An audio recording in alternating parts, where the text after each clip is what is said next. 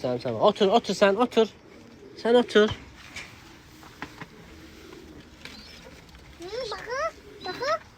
Bu necə cip-cip. Bu necə cip-cip. Tut da. Bu necədir da ana da? Tut da maça. Gəl sən özün tutdum.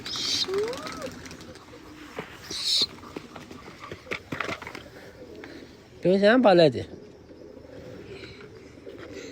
Ata bacım cipcip var. Lap balaca. Lap balaca da xana sən. Yok da cipcip. Ata. Salam, salam qardaş. Sağ sağ, Allah kömək olsun.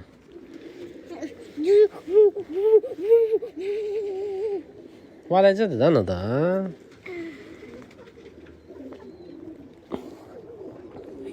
Yo.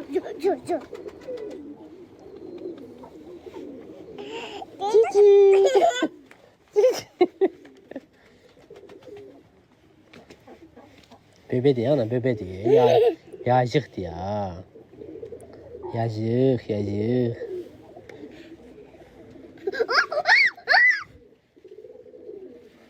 17 nəfər ekran tıklamasa niyə? Allah hamı balası saxlasın.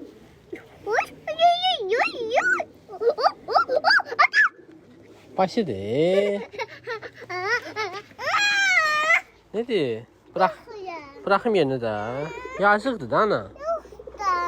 İstəyirsən? Oturum mən də. Ben burada otur. Yox, oturmuşam burada. Salam, xoş gəlmiş. 22 nəfər var, ekran tıklamasa niyə? Quşdur da.